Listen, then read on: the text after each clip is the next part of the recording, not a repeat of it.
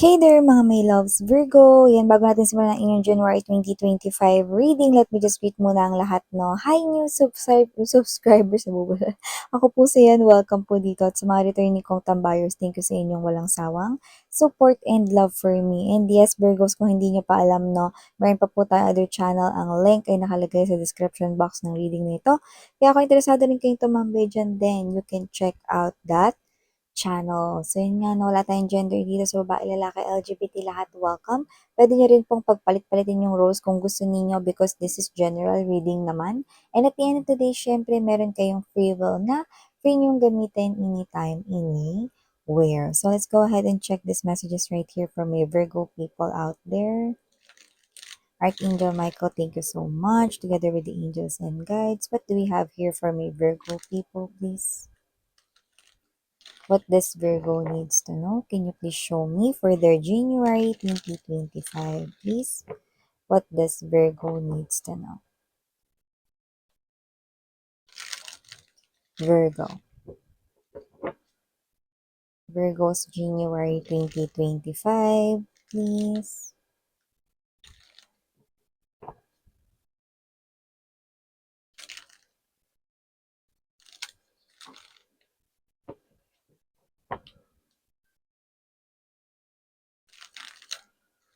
Virgo.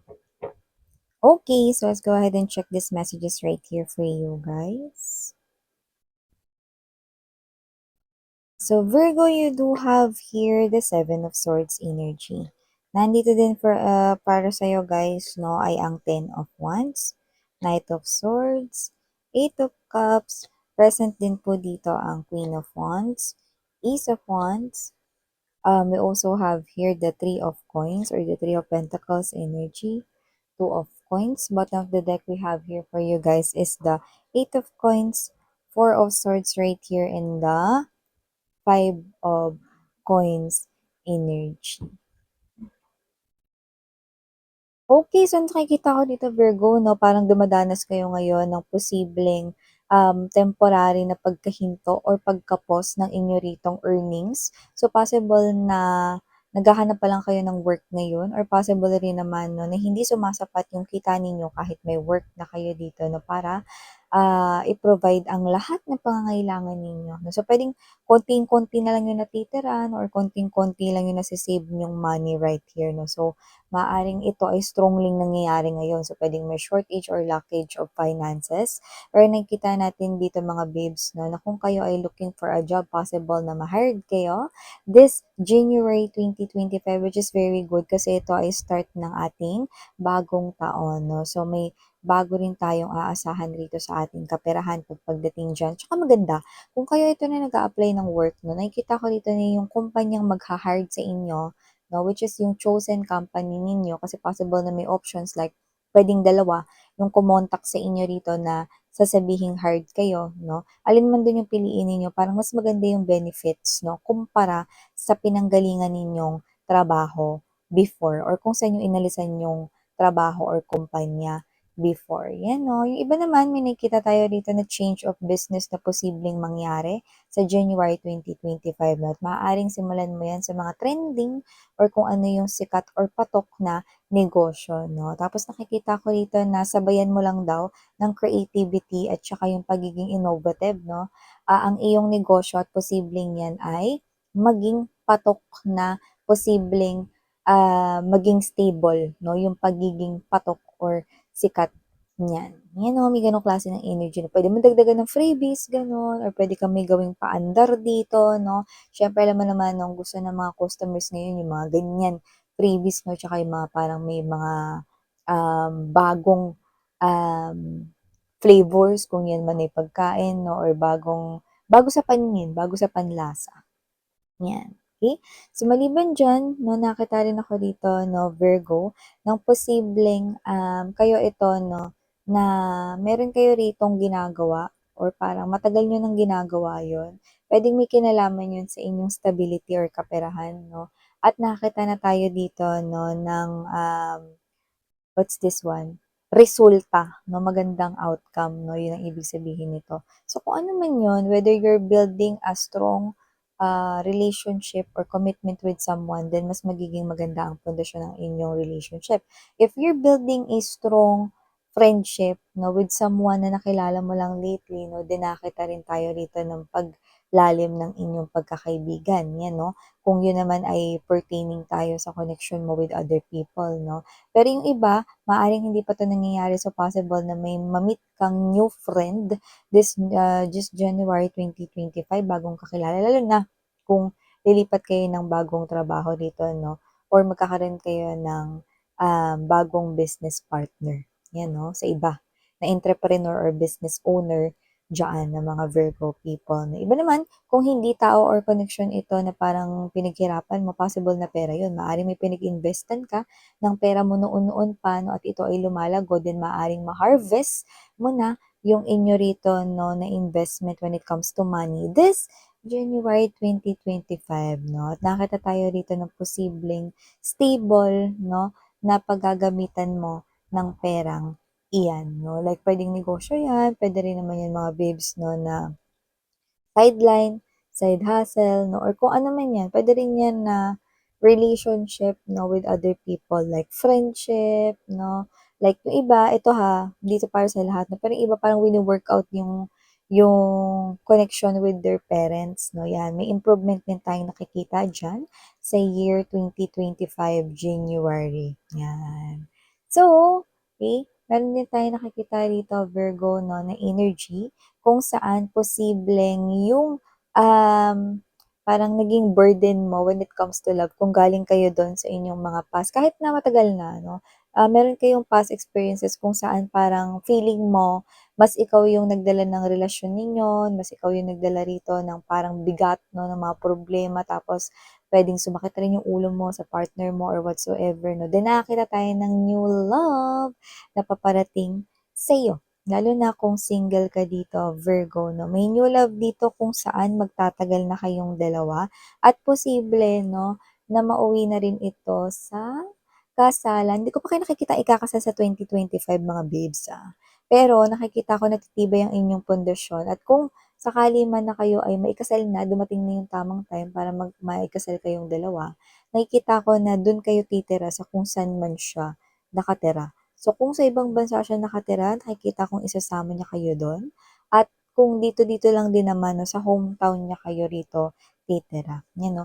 Meron siya ritong sariling pundar na bahay or nag-iisip siya rito na mag-start na kumuha ng bahay. May gano'n siyang thought sa kanyang mind 'no, kahit na wala pa siya rito sa inyong life, sa iba sa inyo, meron na siyang ganyan sa kanyang mindset 'no. Kasi gusto niya rito 'no, na makapag-asawa talaga, magkaroon rito ng sariling family niya 'no, na, on his or her own 'no, and then gusto niya maging handa. So, parang yung iba sa kanila, hinuhulugan na nila ngayon yung bahay na yun 'no, for their future spouse who happens to be you. Yay! At yung iba naman 'no, magsa-start na rito na maghulog 'no, or kumuha rito ng mga bahay ganyan or titirhan 'no, para mag-settle down 'no, married life 'yan, oo. Kahit hindi niya pa alam na kayo yung mapapangasawa niya, 'yan 'no. Responsable siya, okey, kaya gano'n. So, siya yung klase ng energy na hindi puro kuda, hindi puro salita 'no, kundi gawa. 'No, mas marami yung gawa kaysa sa salita 'no, mas gusto natin yun, 'di ba? At saka nakikita ko rito 'no, na hindi siya mareklamo, hindi sa magrereklamo siya na sa ugali mo or whatever 'no, parang lumaki siya na ano mga babes 'no, hindi sa niya lahat ng mga pain or whatever 'no, pero matiyaga siya, matiisin siya 'no, at alam niya na yung sakripisyo na ginagawa niya sa dulo, malaki yung makikinabang siya doon, nakuha mo? So, gano'n siyang klase ng individual. So, hindi siya quitter, hindi siya rito sumusuko basta-basta, Virgo, 'yan. So, nakita rin ako rito mga babes na posibleng makilala kayo sa loob ng inyong trabaho sa mga susunod na mga buwan pagtapos na rin ng January 2025. So, makakuha ka rito ng mga bagong kaibigan, makakalawak din ito ng iyong koneksyon 'no. Kasi nakikita ko rito mga babes na if ever man na magbago yung isip mo, like, lilipat ka ulit ng isa pang kumpanya kunwari lang 'no, meron ka ng mga connection 'no, kung saan kunwari naging friend mo na rin yung kinukuhaan ninyo ng product 'no, puwede mo rin ulit siya na ma-contact pa. So, lumalawak yung connection mo dito and at the same time nakakatulong yun sa iyong way of earning a living 'no. So, in the future, if ever man na maisipan mong lumipat ng trabaho or lumipat rito ng pagkakakitaan, then may mga tao ka ritong maaasahan, 'yan 'no. So, maliban diyan, Virgo, nakita rin ako dito ng energy na posibleng may maraming humanga sa'yo. Like, "Ang galing mo naman Virgo, paano mo nagawa yun Virgo?" 'No. So, maaaring may mga lumapit dito sa inyo na, "Uy, paano ba 'to? May alam ka ba ditong formula sa Excel?" Example lang 'to mga babes 'no. Or, "Alam mo ba kung paano gawin 'to? Sige, ako na." Ganito, 'yan 'no. Tapos, these people right here 'no, makakarinig ka ng mga compliments sa kanila that you are such a nice person, approachable ka 'no. Nakikita ko ditong parang matunog yung pangalan mo 'no, at nakikita ko dito na dahil diyan, mas lalawak rito ang iyo ritong connection and at the same time 'no, makakadagdag rin yun ng confidence sa inyo.